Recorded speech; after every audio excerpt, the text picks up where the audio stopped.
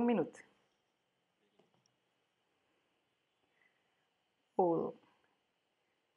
Olá, estamos aqui começando uma nova iniciativa do IBN, num projeto, de talks semanal, onde eu, Perla Mabel, estou convidando cada semana uma pessoa diferente para trazer uma visão e agregar para a gente novas discussões comportamentais e de negócios. E hoje estou aqui com um grande profissional de mercado, muito reconhecido no mercado de varejo digital, muito renomado por ser autor de livros, palestrante e idealizador do conceito da magia da excelência, que é basicamente apoiada nas estratégias da Disney, que eu não preciso explicar, o quanto isso é relevante. E ele está aqui hoje para agregar bastante, na nossa discussão. E eu queria trazê-lo também para ele se apresentar. Marius, querido, muito bem-vindo. Além de te admirar muito profissionalmente, também temos, uma longa história de trabalho juntos, de amizade, então tenho bastante admiração por este homem. Conta um pouquinho para as pessoas quem é você, de onde você começou e até, por que chegou ao ponto de trazer novos conceitos para o mercado que trazem tanto análise comportamental para os negócios. Putz, a admiração é mútua, né, Perla? A gente tem uma história bacana, principalmente com o mercado digital, que a gente já tem a oportunidade de trabalhar em conjunto. Eu sou um cara que eu tenho uma formação em tecnologia, mas eu queria ser biólogo. Eu gosto de gente e de bichos e gosto principalmente de como eles funcionam. Sempre quis entender o mecanismo por trás dessas coisas todas. E eu fui trabalhar com tecnologia e da tecnologia eu não fiquei muito feliz e eu percebi que eu encontrei um ponto de contato nisso quando eu descobri o comércio eletrônico, na década de 90. Eu estou no final da década de 90, então eu tenho mais ou menos 20 anos de e-commerce, atuando nessa área diretamente, de várias maneiras. Descobri o e-commerce e me apaixonei porque envolvia gente, apesar de ser tecnologia, e envolvia comportamento, principalmente para o consumo. Quando eu comecei a perceber que na época tinha pop-up, que o efeito que o pop-up fazia nas pessoas, um efeito que um clique aqui, que a gente chama de call to action, que fazia para o cara tomar decisão, a força que tinha uma barra de busca, todas essas coisas foram me instigando a entender que era divertido porque finalmente eu estava trabalhando com uma coisa que eu entendia, mas também com um adicional que era a gente. E não parei mais de estudar esse assunto. Eu trabalhei no comércio eletrônico, eu tive uma agência digital na década de 90, uma das primeiras do Brasil, chama Brasil Multimídia, que na época multimídia era um nome muito famoso, muito importante, e o tempo passou, né? E a gente trabalhei depois no Banco Real, na época, antes de ser o Santander, onde era um ecossistema de comércio eletrônico do banco. Ele queria trazer os lojistas para dentro do e-commerce, começarem a montar suas lojas virtuais, e eu era um consultor de varejo. Eu ajudava esses caras a venderem. E lá conheci várias empresas que estavam nascendo na internet, entre elas Netshoes. Fiquei amigo do Márcio, um dos proprietários da Netshoes, e em 2007 me veio o convite para eu fazer parte da organização da empresa. Ele estava crescendo bastante e precisava botar ordem na casa. Fiquei 3 anos lá como diretor de operações da Netshoes, eu conduzia uma equipe enorme lá, tinha quase 400 pessoas, um pouquinho mais. A gente fez muita inovação, muita coisa bacana, muitos aprendizados, principalmente de gente, porque ali na Netshoes também eu tinha a oportunidade de montar o RH, para a gente cuidar das pessoas, cuidar do encantamento dessas pessoas internas para elas encantarem nossos clientes na ponta. Saí da Netshoes e fui trabalhar para montar o e-commerce da Shoestock, que é uma empresa de calçados femininos. Sei bem. E aí, você conhece bem, né? Porque foi onde a gente se conheceu. E a Shoestock é uma escola incrível, porque a gente nunca vendeu um sapato sequer. A gente vendia sonho, vendia autoestima, vendia empoderamento feminino, a gente vendia comportamento na essência. Então a gente tinha esse viés aplicado muito mais bacana porque eram realmente fãs, né? As fanáticas, né? As shoe lovers eram clientes incrivelmente fascinadas pela marca, e trabalhar com isso foi mais um aprendizado bacana. A gente desenvolveu muita coisa em conjunto. Fui trabalhar depois como diretor estatuário do Que Vestir, então a ideia era eu participar do negócio, ter uma participação, Mas ali já estava começando a me dar um pouquinho de canseira, porque eu falei, poxa, é mais um negócio para tocar, organizar, e eu queria mais, eu queria ter alguma forma de trazer mais coisas, né, e mais sentido para tudo. E aí, há 15 anos, eu também dou em paralelo, dou aula. Então, já dei aula no MBA de Commerce em Morumbi, dei aula na CoinSchool por muitos anos, tenho uma empresa hoje que faz isso, né, treinamentos também. Então, sempre teve muito enviesado para mim a transferência de conhecimento. E os alunos me pediam, Marucho, vem me ajudar aqui a fazer isso aqui que você está me explicando, vem trazer aqui para mim isso que você está mostrando aqui, aqui na aula, vem me ensinar a fazer na prática e assim por diante. E eu descobri que o negócio era na essência, basicamente, era uma consultoria ou algum tipo de direcionamento mais nesse sentido. E aí eu resolvi montar a Marucho Consultoria, que é uma empresa que eu toco há 8 anos, né? E eu conduzo vários projetos de desenvolvimento de negócio, mas sempre com esse viés de encantamento, de experiência de cliente e etc. E para resumir, né, essa história toda, eu sempre gostei e amei muito estudar vários modelos de negócio e acabei naturalmente indo estudar a Disney, né? Porque não é possível que você não faça essa lição de casa em algum momento se você está falando de encantar clientes, e sempre foi minha paixão. E fui ao Disney Institute fazer alguns cursos, e no primeiro curso eu já voltei apaixonado pela ideia de montar um treinamento que fosse uma transferência de conhecimento adequada para a nossa realidade Brasil e para a realidade das empresas e das pessoas daqui. Então aí eu voltei meio que do segundo de treinamento, eu já comecei a rabiscar e voltei para o Brasil já com o rascunho do Magia da Excelência. Então nasci assim esse negócio que mudou minha vida, porque ele me ensinou uma série de coisas que a gente pode conversar aqui no nosso bate-papo, e dele derivou-se o treinamento, derivou-se treinamentos dentro das empresas, palestras em uma série de eventos, nasceu um livro, vou até mostrar para vocês que é bem bacana, esse aqui é um filhotinho que virou desse trabalho todo incrível. Esse livro aqui foi escrito em 1 ano e meio, e ele tem todas as premissas básicas para alavancar negócios, alavancar carreiras, pensando em excelência, pensando nessa tal dessa magia que a Disney faz. E a gente não parou mais, a gente leva grupos para treinar lá na Disney, agora não, né, que a gente está um pouco bloqueado, mas o conceito é esse. E dentro do comércio eletrônico, eu tenho alguns projetos bem bacanas também de fomento para ajudar, sempre com esse viés mais humano, de tratar bem as pessoas, de conduzir, né, os negócios. Eu escrevi um livro com um grande amigo meu, que os amigos estão me conhecendo agora, né, tem esse livro aqui que se tornou uma referência no mercado de comércio eletrônico, que a gente chama de Um Olho no Peixe, Outro no Gato, que é baseado em vendas e operações. Escrevi ele junto com Samuel Gonçalves, que é um cara especialista também no negócio, e eu falo da parte das vendas, comportamento, marketing digital, e ele fala toda a parte de operação por trás, fazendo essa amarração importante, porque muita gente toca só o negócio pensando em um ponto, e a gente resolveu colocar um manual que mescla tudo, e o cara tem uma visão global do negócio para poder conduzir tudo. Mas, de verdade, isso tudo aqui é só uma grande desculpa para a gente fazer o que a gente mais ama, que é ser útil, ajudar as pessoas de alguma forma com conteúdos que possam alavancar seus negócios, alavancar suas vidas. E acho que é essencialmente por isso que a gente está aqui para conversar, né? Que acho que é o mais bacana. Eu estou à disposição, Pé. Você toca aí e me faz as perguntas todas. Com certeza. Tem bastante coisa para a gente discutir aqui.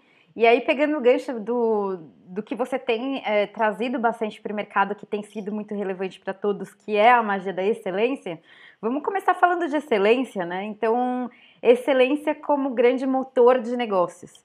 Mas mais do que isso, como motivador de vidas, né? Então, a palavra excelência, ela tem uma série de significados, né? As pessoas podem interpretar ela de uma forma diferente, cada um do seu jeito, da sua perspectiva, mas em geral, o que é excelência para você e o que é excelência para um negócio como a Disney, por exemplo, que pratica, né, e que se diz praticar o que a gente chama de excelência? É muito mais legal do que eu imaginava. Eu sempre escutava isso, fazemos negócio com excelência, vivemos vidas de excelência. Eu falava, cara, coisa chata do caramba. Porque a excelência sempre veio na minha cabeça como uma coisa que você é obrigado a fazer.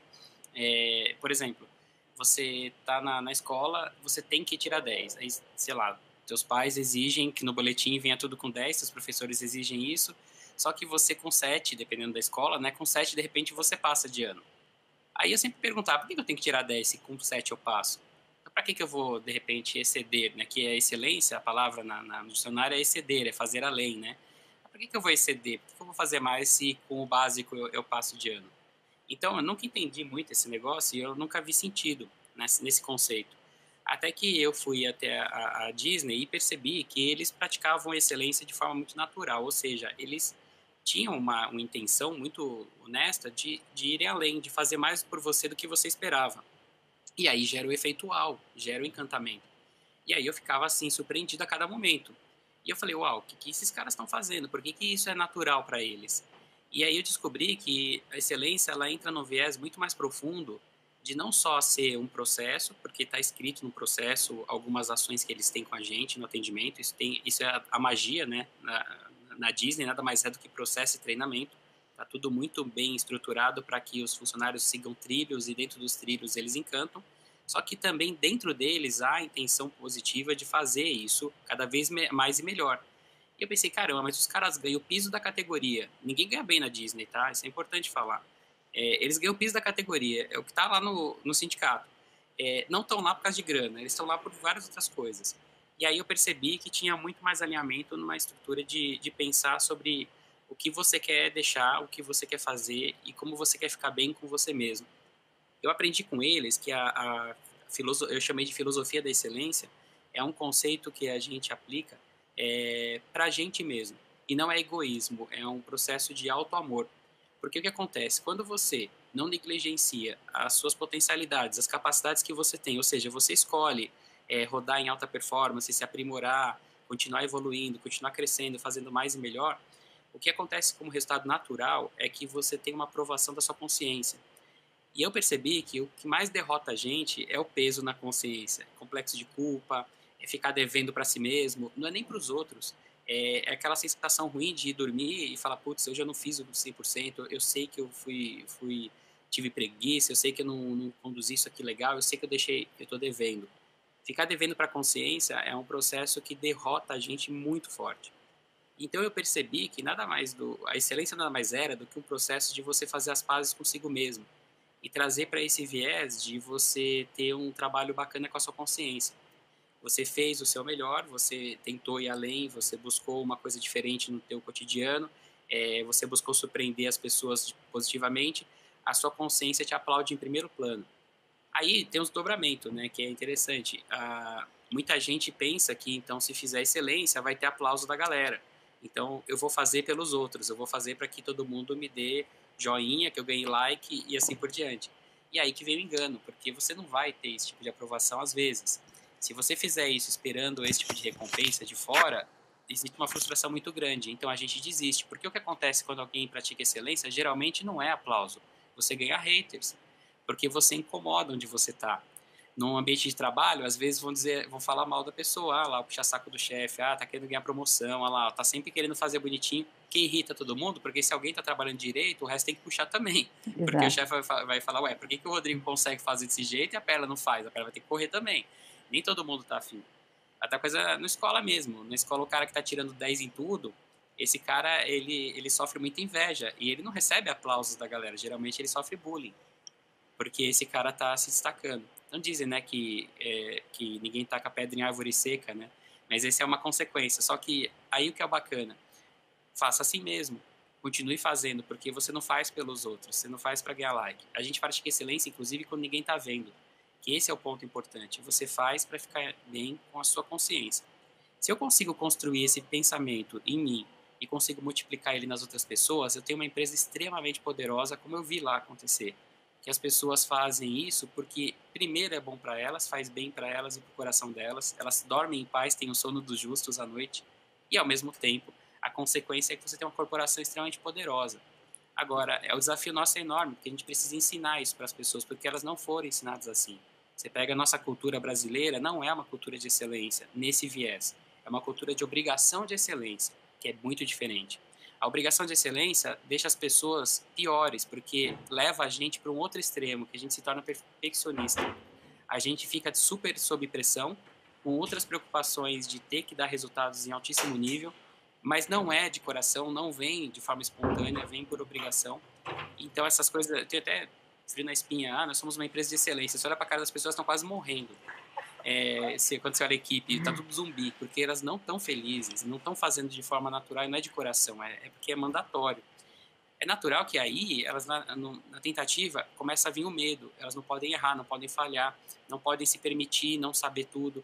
Aí vai para um outro extremo, que entra no perfeccionismo, que o cara tenta ser perfeito, que é uma ilusão, que é impossível, e aí o sofrimento é muito grande. Então, é importante só destacar, para finalizar essa conversa inicial de excelência. A excelência é uma filosofia de vida e ela nasceu, no meu entendimento, para nos fazer mais leves e felizes. E ela passa pelo processo de a gente ser humano e se aceitar como a gente é. Então, excelência não é sobre fazer perfeito, é sobre a tentativa honesta da gente de fazer cada dia um pouco melhor, sabendo que a gente é humano e que a gente não vai saber todas as respostas e não vai saber fazer bem todo sempre. E nem todo dia vai ser excelente no sentido de alta performance. Mas mesmo assim, eu sigo no processo e vou trabalhando com a minha consciência, porque ela está do meu lado agora e não brigando. A pessoa perfeccionista, ela está sempre com a consciência pilhando ela. Nunca tá bom, nunca chega num resultado bacana. E o pior, ela tem entregas de alta performance também. Então as pessoas confundem fazer perfeito com ser excelente. E é um erro. Uma coisa, o cara tá sob pressão, a excelência a gente faz para dentro, a perfeccionista faz para fora. Ele faz para impressionar os outros. O cara da excelência faz para ficar bem consigo. E é muito poderoso quando a gente tem isso, porque aí realmente a gente está empoderado. Realmente a gente está no nosso centro de força, falando assim, eu sei o que eu estou fazendo aqui nesse mundo, eu vou seguir trabalhando e eu vou estar menos sensível ao meio e muito mais sensível a dentro de mim, como é que eu me comporto. É sabedoria, no final das contas, né? É um aprendizado. E a gente precisa aprender urgente. Vidas vão ser mais tranquilas e mais leves quando a gente entender isso. Então não é sobre fazer perfeito, é sobre fazer o melhor que você pode hoje, a sua melhor versão a cada dia. Eu vi, só para fechar, eu vi na Disney, eu tive acesso às fotos, né, dos primeiros Mickeys, bonecos que eles fizeram. Se vocês procurarem na internet, vocês vão conseguir ter acesso às bizarrices que eram. É pior que carreta furacão. E aí você falava assim, cara, era muito zoado, aqueles bonecos de posto, era muito feio os primeiros Mickeys. Só que aí, eles fizeram e entregaram. Por quê? Porque aquela era o melhor Mickey que eles podiam fazer naquele momento. Isso é excelência. Você pode fazer o Mickey melhor? Posso. Você consegue agora? Não, não tenho recurso, não tenho tecnologia, não tenho domínio de informação para isso. Então, hoje eu entrego esse melhor Mickey, durmo em paz, minha consciência me aplaude. Esse é o jogo da excelência na prática. E aí você tem o Mickey de hoje, eu perguntei para eles, esse Mickey é a última versão do Mickey que vocês podem fazer? É o Mickey possível? Possível hoje, mas o Mickey futuro vai ser um robô, com inteligência artificial, com machine learning, e ele vai dar respostas em alto nível para as pessoas em várias línguas e vai mexer a boca, que nem todos os Mickeys de hoje mexem. Uau! Só que eles estão muito felizes e dormem em paz, porque esse é o melhor Mickey que eles podem entregar agora. Então, isso eu acho que é excelência mesmo na prática.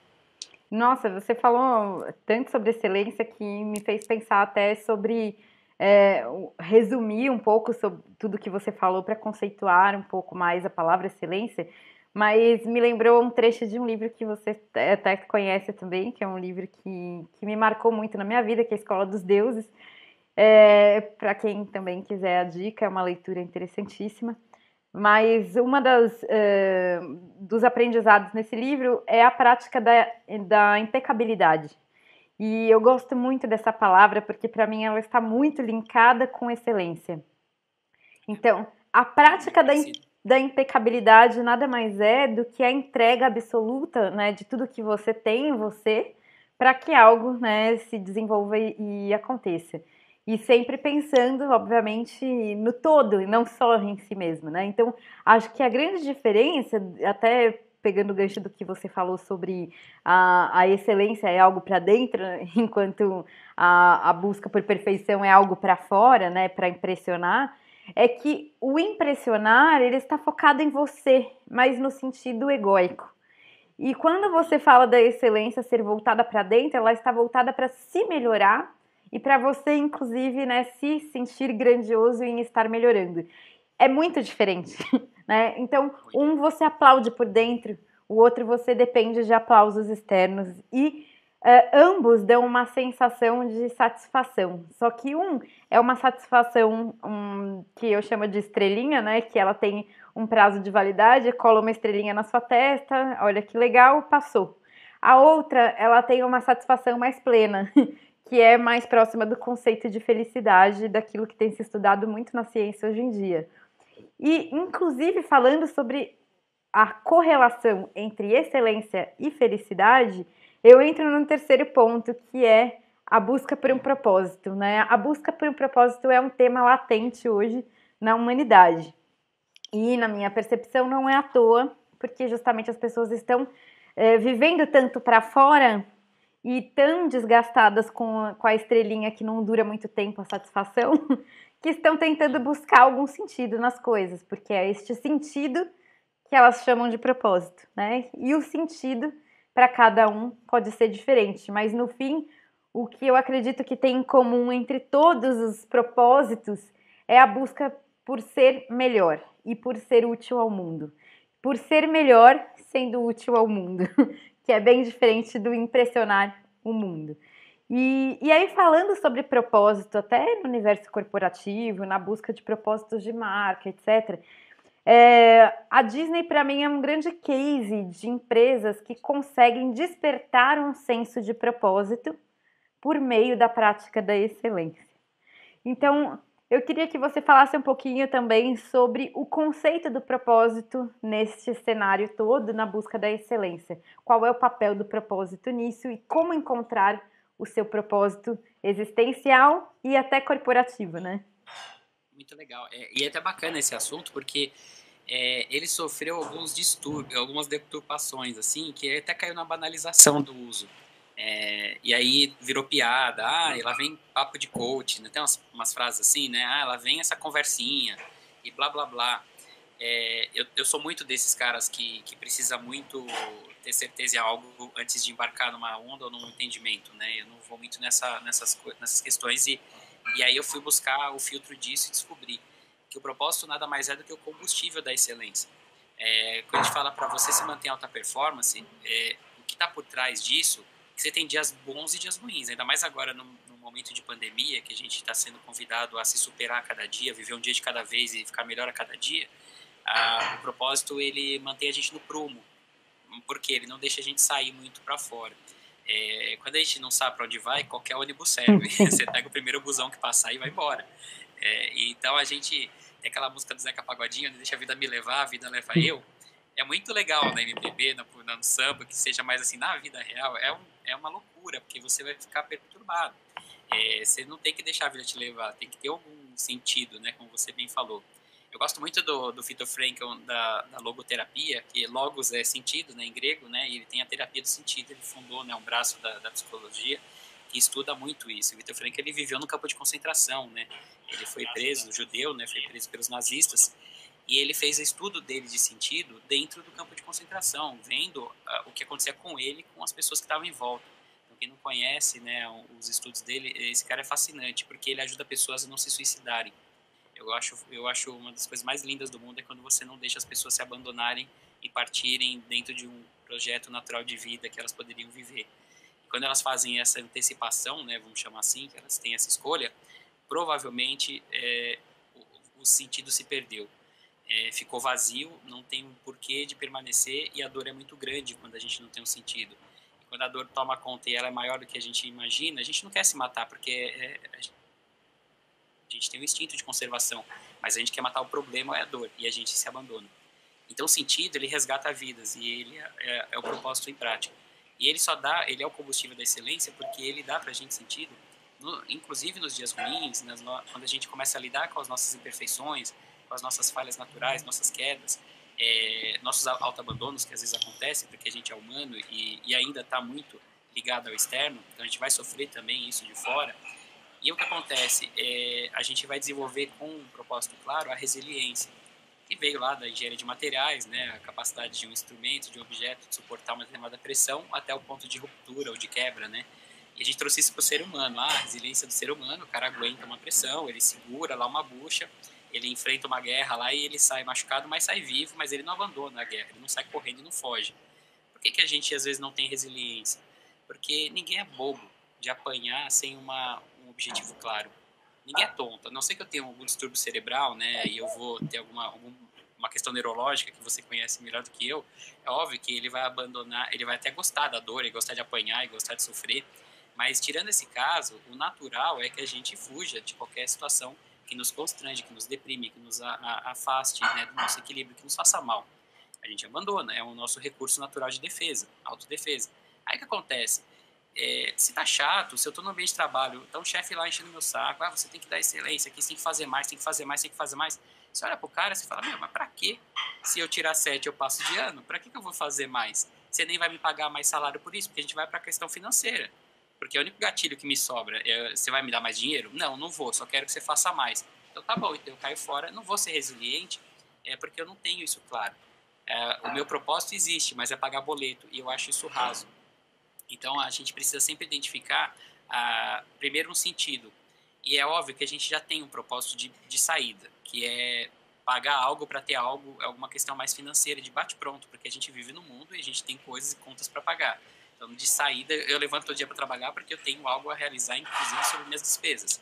Só que isso é raso e isso é muito pouco resiliente, porque se começar a me encher o saco, eu troco de emprego, eu mando currículo e saio.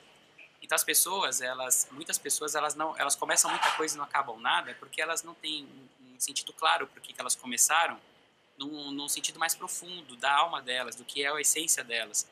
Então, quando fica raso, encheu muito meu saco, eu vou e troco. Então, porque para ganhar esse dinheiro aqui, eu ganho também no concorrente, então eu pulo cerca. Esse relacionamento tá me enchendo muito saco aqui, essa minha esposa, meu marido, então eu troco também, porque a gente não tem um propósito em conjunto, a gente não está alinhado numa direção, não estamos sintonizados, né, numa direção. Então eu acho que o propósito ele resgata a gente essencialmente, traz a gente no eixo de novo. Eu levei 30 anos para descobrir um sentido na minha vida. Eu tinha vários sentidos, mas ainda não estavam claros, até porque precisava vir maturidade. Então, quem está ouvindo a gente agora, não entre em desespero, meu Deus, eu não sei qual que é, preciso ter calma. Você tem já mais ou menos uma direção. Tá muito sobre quando a gente entra no processo de flow, né, que a gente não esquece até de comer, que a gente desliga várias coisas cerebrais e a gente entra no estado ali que vai embora no trabalho. Quando você está fazendo alguma coisa que te dá isso, provavelmente você está encaixado em algo que tem muito sentido para você. A gente tem um pouco das coisas que a gente gosta. Agora, não é porque eu sigo um propósito que não vai ter coisa chata para fazer. Mas aí entra a resiliência, porque eu encaro a coisa chata, porque eu sei para onde isso vai me levar, então eu compro essa briga e é uma luta que vale a pena ser lutada.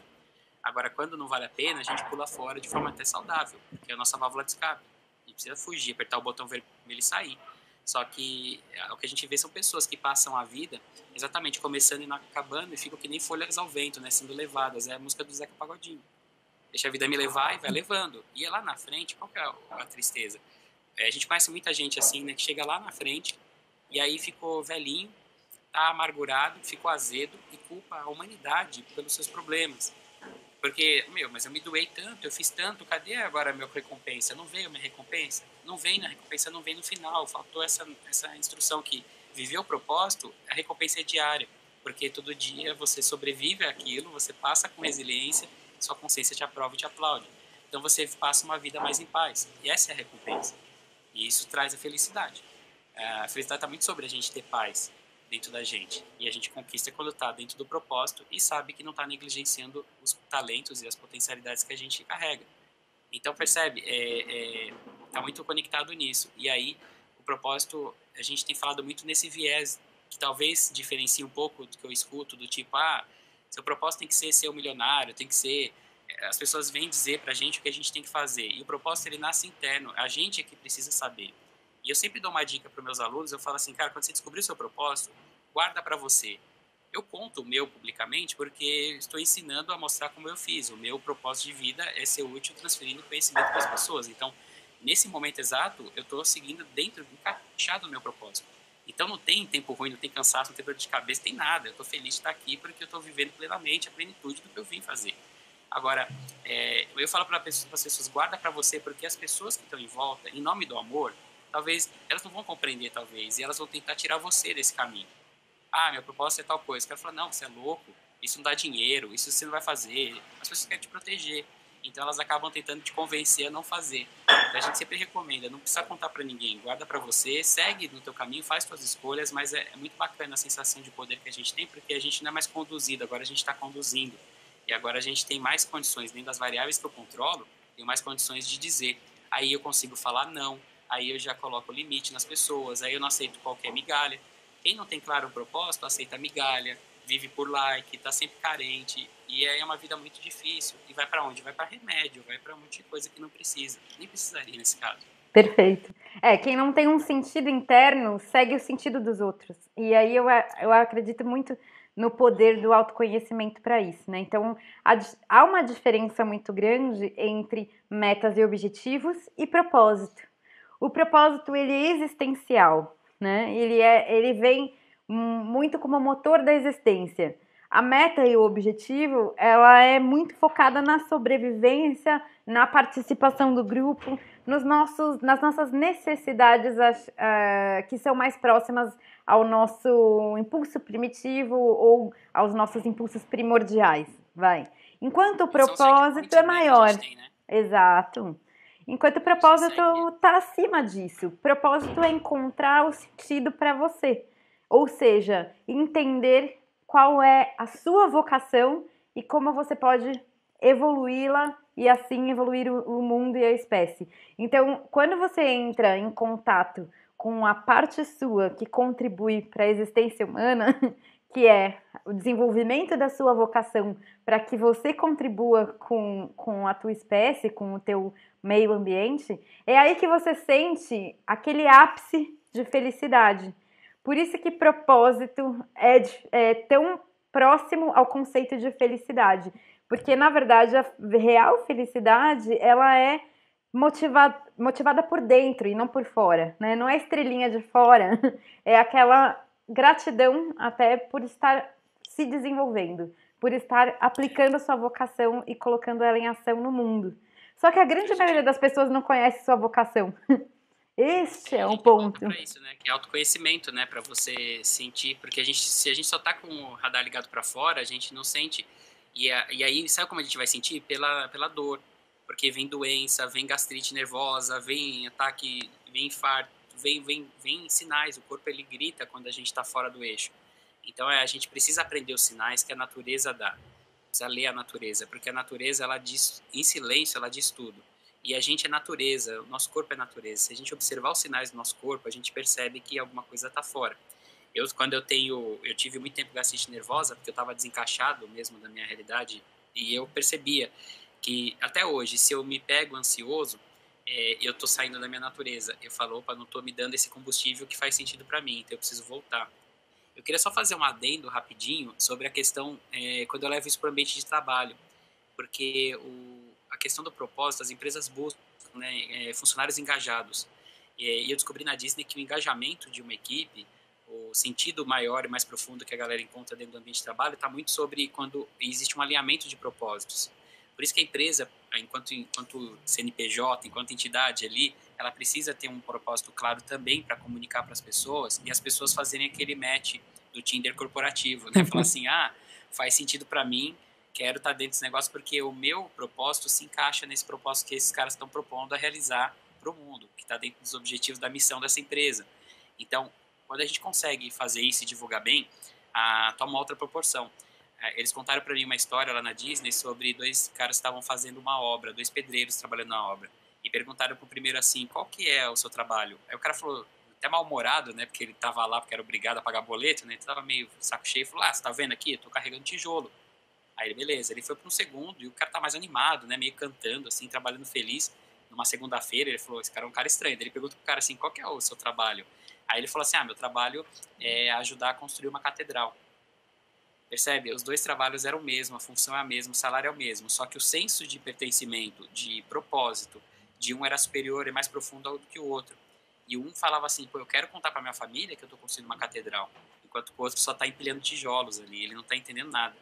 Então, papel da liderança das empresas, se elas querem atingir graus de excelência e de encantamento dos clientes, fazer um trabalho muito profundo sobre a missão da empresa, uma cultura poderosa e o entendimento claro do qual que é o sentido daquilo que eles fazem. E tem que dar sentido para as coisas.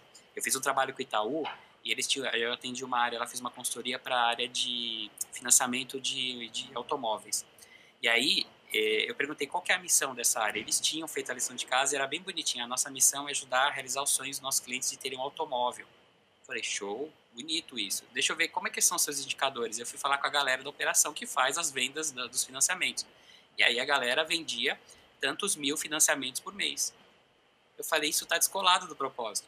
Porque vocês estão analisando só um número free calculista e vendo dinheiro. vamos trabalhar isso aqui. Aí a gente fez uma inversão. Então, a métrica, que continuava sendo a mesma, só mudou o label dela, passou a ser quantos 1.000 sonhos a gente realizou esse mês. É a mesma história, só que agora a gente falou de catedral e não mais de tijolo. O clima da área naturalmente mudou e as pessoas se sentiram mais engajadas, porque quando elas faziam o trabalho delas, elas falavam assim, cara, eu tô ajudando realmente agora o cara, não é só a minha comissão, não é só sobre o meu dinheiro, agora também é sobre essa pessoa aqui que eu vou dar um jeito. Eu vi eles se esforçando, aí eles praticavam excelência, porque eles faziam mais que podia para tentar ajudar a viabilizar aquela negociação para aquele cliente, porque eles queriam ajudar o sonho do cara, era real. Então você percebe como a coisa é profunda e como ela pode ser modificada pela liderança quando a gente tem esse conceito que é o jeito que a gente funciona, né? Ser humano, sim, simples assim, né? Simples assim. Inclusive, pensando que a grande maioria das pessoas não tem suficiente autoconhecimento, né? Então, autoconsciência daquilo que é e daquilo que sente.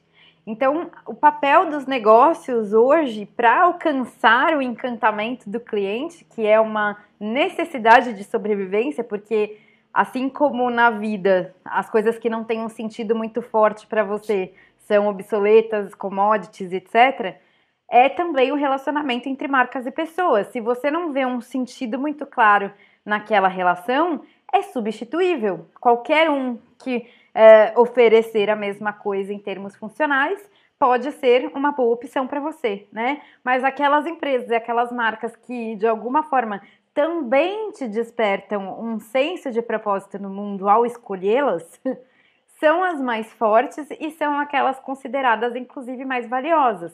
Então, hoje é uma necessidade de negócio trazer essa humanidade e, ao mesmo tempo, essa essência humana para o dia a dia operacional. Assim como você trouxe o exemplo do Itaú, que acaba sendo um departamento, muitas vezes, commodity no sentido funcional, né? Então, se sair do Itaú e for para outro lugar, vai ter o mesmo tipo de operação, do mesmo jeito. Então, não interessa onde estou, faço batendo martelo. Não tem uma entrega, né? Então, eu cumpro um papel, eu não entrego o meu melhor. É diferente. Então, no caso, por exemplo, do exemplo que você deu, as pessoas que estavam responsáveis por oferecer sonhos e transformar, né, em realidade o sonho das pessoas em terem um carro, colocaram aquilo como uma vontade pessoal. É muito maior do que uma obrigação profissional. E isso faz com que ela faça melhor, mais feliz e se conecte afetivamente com os clientes. Porque encantamento não é vender um produto ou um serviço, né, e entregá-lo de uma forma correta, bem estruturada, porque isso é funcional, qualquer outro faz. Mas é sim você acolhê-lo, mostrar que se importa, porque é isso que vai criar uma conexão e não uma transação comercial. Então, para que você tenha pessoas na ponta que criem essa conexão, porque as empresas dependem de pessoas para isso, né? Essas pessoas precisam ter um sentido, né, despertado a partir do trabalho. Só que uma vez que elas não têm isso naturalmente, porque a grande maioria está distraída, dispersa, não está profundamente integrado consigo mesmo, por isso não tem um senso de propósito desperto, o papel do negócio é fazer isso, tanto internamente quanto para clientes e consumidores, porque é isto que vai torná-los, né, conectados afetivamente, emocionalmente. E aí você se torna insubstituível, porque você não quer tirar da sua vida alguém que te desperta seu melhor, que te lembra seus valores. São essas pessoas que você fica para sempre. As outras são funcionais. O tempo passa, leva e elas nem fazem falta. Então, é isso que a gente quer hoje. E aí entra no tema que eu acho que é bem importante, do processo de autoconhecimento também corporativo. Porque os negócios também não sabem o seu propósito e criam missões e verdades coladas na parede que não despertam essa motivação e essa vontade nas pessoas. Qual é o segredo para isso? Qual é o segredo para encantar dentro e aí sim poder encantar fora? Legal, esse é um ponto frágil das empresas, porque elas, principalmente quando elas crescem, elas perdem essa essência, porque se cria mini feudos, né, e várias empresas dentro de uma. Quem já trabalhou em empresas grandes já deve ter visto isso, né, cada departamento parece ter a sua própria cultura interna, né, seus valores internos separados. A gente entende que juntou duas ou mais pessoas, se constrói uma cultura. Cultura, a gente pode resumir bem fácil, que é o jeitão que a gente faz as coisas aqui. Ah, como é que é a cultura da sua empresa? Não, é só a gente ver qual que é o jeito que vocês fazem as coisas. Essa é a sua cultura. Isso resume bastante o processo. Só que você juntou dois ou mais seres humanos, você cria regras de convivência, regras de comportamento necessários, e você tem uma cultura instaurada ali, mesmo que ela não esteja na parede ou no site. Existe cultura em toda empresa. Juntou pessoas, tem cultura. Tem cultura na cadeia, né? Tem a cultura de cadeia. E aí dos caras se saírem dos valores que eles pregam. Esse cara não fica lá. De algum jeito ele some. Então a gente está falando de culturas que lá não tem RH, né? Para vir lá, pessoalzinho no Big. Não, lá a regra é outra, mas tem cultura também. Então esse é o princípio. Então qualquer empresa que já está estruturada e tem mais de um funcionário tem uma cultura instalada e ainda muito provavelmente próximo dos valores e crenças do dono que são colocadas ali no dia a dia, porque eles estão tomando as decisões principalmente. Só que quando cresce, entram outras pessoas, se a cultura não é poderosa, eu chamo de cultura poderosa quando ela tem isso de forma estruturada, isso está de propósito, de forma intencional, organizada. A coluna vertebral de qualquer negócio de sucesso que eu já vi, que trabalha profundamente em encantamento, como a Disney, como o Zappos, que é outra de e-commerce super incrível com 2Ps, como a gente tem o Magalu, como a gente tem vários negócios do varejo ou não, esses caras todos têm como premissa uma cultura extremamente poderosa. E a cultura é o jeitão que eles fazem. Então, talvez você olhando de fora, você fala assim, nossa, eu jamais trabalharia no Magalu. No Magalu existem ritos, porque uma cultura poderosa, ela tem esses ritos, ela tem essas políticas, tem os procedimentos a serem cumpridos, porque é como você mantém a condução das pessoas numa mesma direção. Então, no Magalu, por exemplo, as pessoas têm o rito da segunda-feira. Eles têm que, nas 8h30 da manhã, aproximadamente, todo mundo e cada um na sua base, eles são obrigados. Isso é obrigação. Não é assim, hoje eu não quero fazer. Você vai fazer, porque é a nossa cultura. Eles são obrigados a cantar o hino nacional, cantar o hino do Magalu e rezar um Pai Nosso. Aí você fala assim, cara, assim, milhares de pessoas que trabalham na empresa são obrigadas a fazer isso. Mas eu não rezo o Pai Nosso, sei lá, eu sou ateu, eu sou budista, então não trabalhe lá. Porque a cultura poderosa, você pode não concordar, mas quem está lá deveria concordar, porque senão é muito sofrido para a pessoa fazer parte daquilo. Porque aí vem conflito de valor, aí vem choque. Só que acontece, a cultura poderosa, ela regula isso. Ela contrata as pessoas já de entrada com um critério muito mais alto, porque eu não posso trazer uma pessoa estranha ao meu ecossistema. Então eu tenho que buscar comportamento na minha entrevista, não só técnica. Eu vi a Disney fazer isso, ela contrata as pessoas pelo comportamento e treina muito mais a técnica. Aqui no Brasil a gente contrata pela técnica e depois demite pelo comportamento, porque o cara não tem a ver com a cultura. Então a gente perde muita grana com isso. E quando seria mais essencial a gente buscar pessoas que têm condizentes com essa cultura. Só que se a gente não tem uma cultura instaurada, então a gente vai no achismo. Aí você vê pessoas fazendo reuniões diariamente, tomando decisões em nome da empresa, cada um indo para uma direção, totalmente desconectados com as premissas do negócio, ou que deveriam saber, mas não sabem, porque ninguém disse, ou ele entendeu, ou interpretou, porque é o que estava no ar. Então o cara coloca assim no site, nossos valores, humildade, transparência e não sei o quê. Aí você fala, legal, o que é transparência para você, Perla? Você vai falar. O que é transparência para você, Marucho? Eu vou falar. Cada um tem uma visão.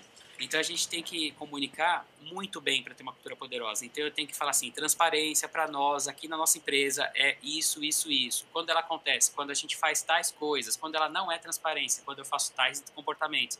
Então eu vou ter que dizer e mastigar e explicar. E o principal para manter uma cultura poderosa é bater, bater, bater, bater eternamente. Não é porque pôs na parede que as pessoas sabem. Aquilo já virou paisagem no segundo seguinte. As pessoas não absorveram aqui dentro. E cultura precisa estar dentro da cabeça primeiro, para depois entrar no coração.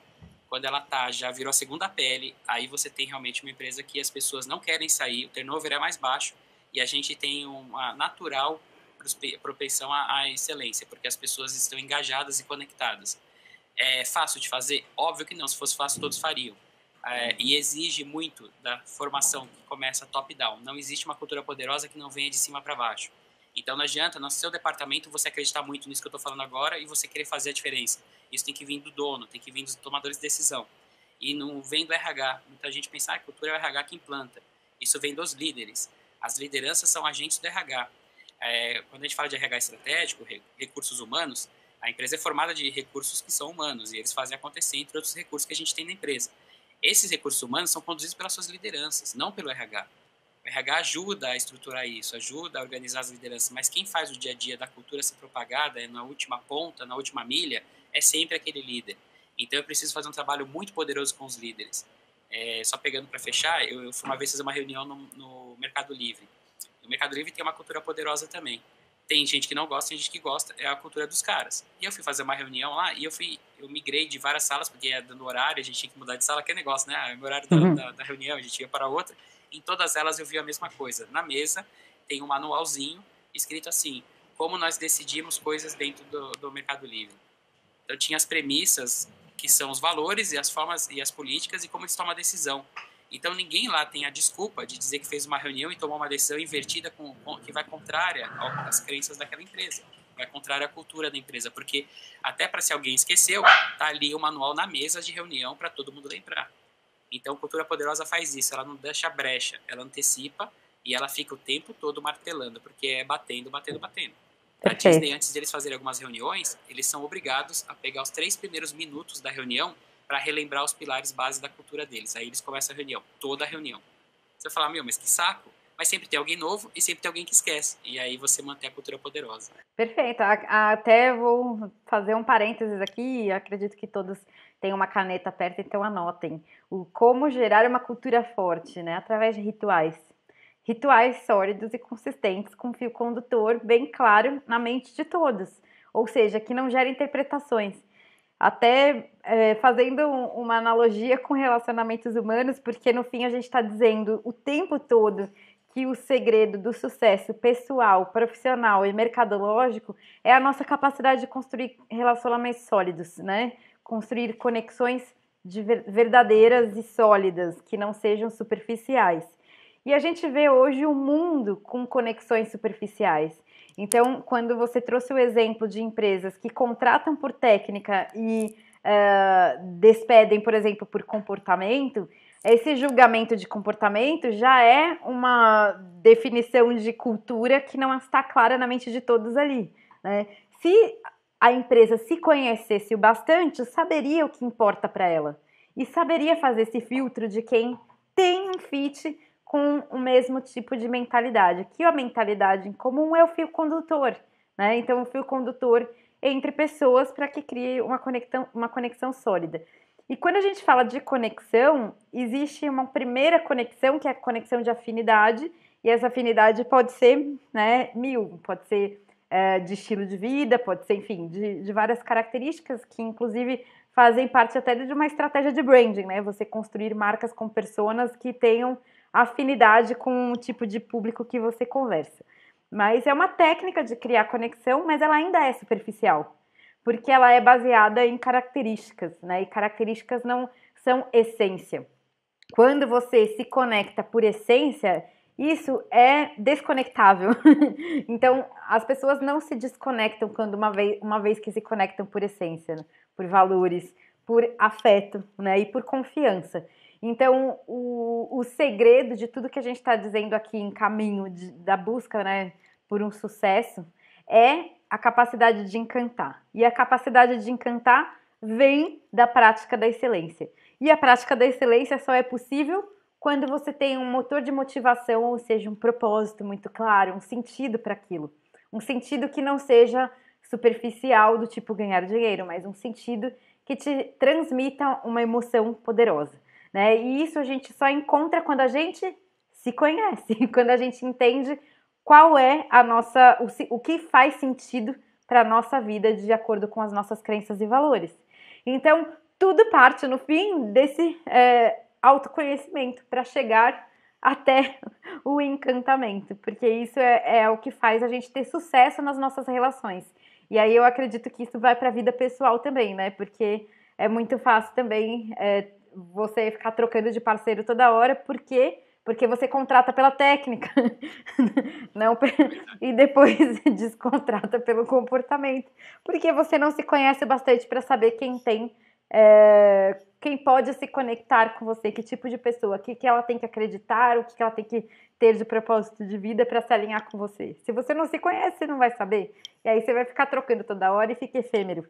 Então, o segredo da não efemeridade parte do autoconhecimento, e eu acho que esse é um ponto muito legal de insight de hoje, que me gerou também bastante conexão de pontinhos. Eu estou aqui conectando os pontos para não perder o raciocínio. Você sintetizou animal, você montou um mind mapping agora do que a gente falou. Ah, sim, é que o Marucho sabe que eu sou viciada em mind maps para organizar informação, então Eu é pensei verdade. nisso, tá. Já fui conectando os pontinhos dessa forma, porque assim fica mais fácil para mim. E se você conseguiu juntar essas migalhinhas aí, né, de onde você tá, de como que faz pra gente ter encantamento? Então eu tenho todo um passo a passo e cada uma dessas etapas tem um fundamento e uma estratégia a ser pensada, refletida. Então, sem reflexão, a gente não tem um resultado claro. A gente pode até ter um resultado de encantamento, mas você não sabe repetir ele. E aí não vira sua fórmula mágica, né?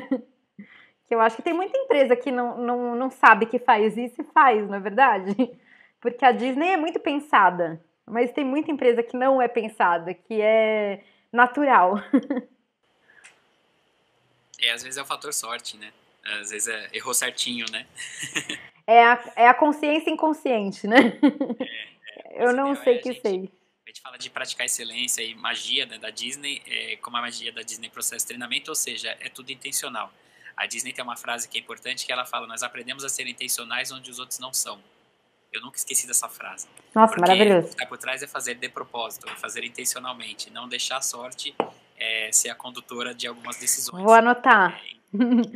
Fala de novo Nós para todo aprendemos a ser mundo. intencionais onde os outros não são. Perfeito. E esse processo gera o diferencial estratégico, o diferencial de negócio. Então, eu vou ser intencional na gestão da minha cultura, eu vou ser intencional na gestão da minha marca, eu vou ser intencional no encantamento do meu cliente, interno e externo. Eu vou fazer de propósito. Então, quando eu falo que eu vou ser intencional, eu tenho plano de ação, tá no meu radar, tá na ordem do dia, isso vira prioridade. Isso deixa de ficar assim, uma hora a gente vê, ou deixa acontecer naturalmente, que também é bonito no MPB, mas na prática não vai rolar. Talvez não role. E a gente está no momento exatamente que com essas coisas todas que estão acontecendo, é importante a gente entrar nesse detalhe, porque agora é mais do que nunca, marcas que não têm claro quem elas são, como elas se conectam, qual é o propósito, para dentro e para fora, elas vão ficar irrelevantes cada vez mais, porque as pessoas estão machucadas, né? A gente vive processos de pandemia, onde as pessoas estão sensíveis, estão na sua base de novo, né, de necessidades, então estão buscando segurança, conforto, e elas esperam que as marcas repercutam isso de uma forma muito própria, muito natural. E então o aprendizado é ultra necessário e já é para agora, não tem mais tempo a perder, para a gente poder fazer isso da melhor maneira possível e gerar o encantamento e a excelência onde a gente estiver e na empresa que a gente tiver. Ah, perfeito, Marucho. Acho que melhor que isso, impossível. A gente teve muito insight incrível aqui, eu pelo menos tive. São coisas que a gente pratica, sabe, faz, só que uma vez que a gente troca, né, com outras mentes, parece que abre um universo de novas possibilidades. E a ideia é essa mesmo, acho que entra aqui no meu propósito pessoal, que é abrir a minha mente e a mente das pessoas. Então eu espero que a gente tenha cumprido parte do meu propósito e parte do seu propósito hoje e deixar daqui uma sementinha para todo mundo também poder aplicar na sua vida pessoal, profissional e até no mercado, né? Muito E bom. foi muito bom ter você aqui hoje. Queria muito agradecer, inclusive por ser o primeiro talk do IBN, onde também é a primeira experiência, né, minha como entrevistadora. E gostei muito de ter essa experiência contigo, que é um profissional que eu admiro tanto. Então, muito obrigada, Marucho. Sem palavras para todo esse conhecimento que você transmitiu hoje. Você praticou excelência na sua primeira iniciativa de entrevistadora, tenho certeza, e eu espero que a gente tenha entregado também conteúdo com excelência para todos. O último recado, só dizer para todos que estão nos assistindo até agora, muito obrigado pela paciência de ouvir a gente até aqui. A gente segue tentando ser útil, então se vocês quiserem se conectar com a gente, né, Instagram, Rodrigo Marucho, tem a minha rede lá com vários vídeos e várias informações para continuar a gente se ajudar. Não tem jabá lá, vocês não vão ver vendas ali. É direcionado mesmo para a gente contribuir, né, fazer nossa missão. E aí, naturalmente, a gente ajudando, a gente se ajuda também, fica todo mundo bem. Fiquem todos em paz, todos bem, a gente precisa ficar bem e se cuidar. Uma sociedade que vinha abrindo cada vez mais farmácias e fechando tantas livrarias, a gente provavelmente precisava realmente desse momento para se cuidar, se conhecer e se melhorar. Então, que a gente possa levar isso para o nosso coração